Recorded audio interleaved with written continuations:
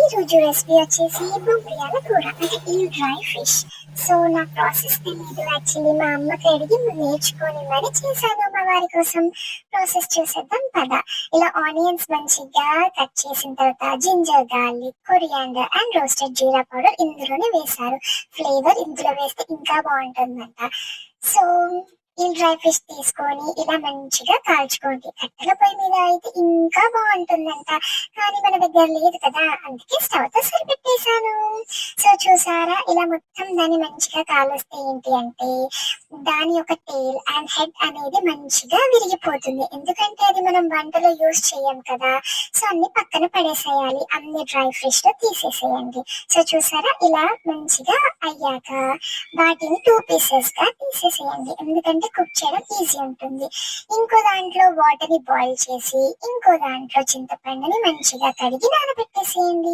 Already boil అయిపోయాయి కదా water, అందులో ఈ డ్రై ఫిష్ అనేది యాడ్ చేసేసేయండి. ఆల్రెడీ స్టవ్ ఆఫ్ చేసాం కదా, 5 minutes సరిపోతుంది. మంచిగా మూత పెట్టేసి ఇంకో బౌల్ లో ఫెనిగ్రల్ సీడ్స్, ఆల్రెడీ ఆనియన్ పేస్ట్ అడి పెట్టుకున్నాం కదా, అది ఇందులో వేసి కలిపేయండి. పక్కన పెట్టేసేయండి, అది మంచిగా రెడ్ అవుతుంది. అంతలోపు ఆల్రెడీ మనం ఒక 5 minutes పెట్టాం కదా, సరిపోతుంది. అవి మంచిగా వాటర్ నుంచి తీసేసి కొద్దిగా డ్రై చేసేయండి. సో ఇది పక్కన పెట్టేసి ఇంతలో ఇది రెడ్ గా ఫామ్ అయిపోయింది కదా, చూసారా. అప్పుడు మనము కొద్దిగా పసుపు అండ్ కారం అండ్ సాల్ట్ వేసేసుకోండి. మీ స్పైసీకి తగ్గట్టు వేసుకోండి. నేను మాత్రం only 2 spoons of salt and 4 spoons of కారం, 1 spoon పసుపు వేసాను. సో అది మంచిగా కలిపాక చింతపండు రసాన్ని అందులో వేసేసేయండి.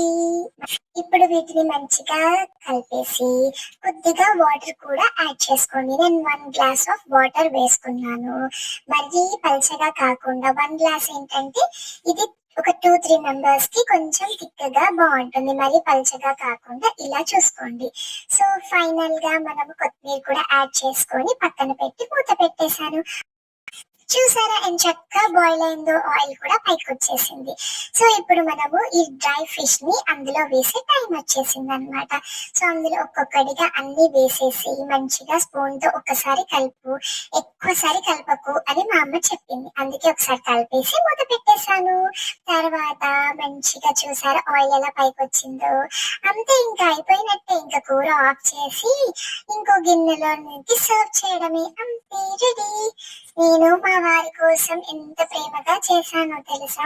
నాకు అస్సలు రాదు వండటం, చూడాలి ఇంకా తినేటప్పుడు ఎలా అంటాడో ఏమంటాడో. దీని స్మెల్ మాత్రం ఉండే చూడు, తట్టుకోలేకపోయాను. కానీ తప్పదు, హస్బెండ్ కోసం చేయాల్సిందే పాపం. లేక లేక తన నా కోసం ఒక కోరిక కోరాడు, తీర్చడం మన బాధ్యత, అందుకే చేశాను. చూసారా, నా కోసం ఎంచక్క ఆకుకూర చేశాను. నేను మా బాబు తినేసాము ఆకుకూర. ఇప్పుడు మా వారికి పెట్టే టైం అయింది. తను ఆఫీస్ నుంచి వచ్చి ఫ్రెష్ అయిపోగానే తనకి పెట్టాను. చూడండి తన ఎక్స్ప్రెషన్ ఎలా ఉందో. బాగుంది అని చెప్పాడు. నిజంగా చాలా బాగా చేసావు అన్నాడు. ఇంకేంటి, మనం హ్యాపీ.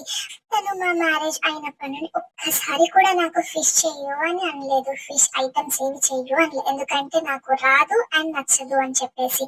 కానీ ఒక్కసారి తను అడగగానే చేస్తావా అని వెంటనే చేసేసాను. నేను హ్యాపీ, తను హ్యాపీ, మా బాబు కూడా హ్యాపీ. సో ఇంకేంటి, లైక్ షేర్ సబ్స్క్రైబ్.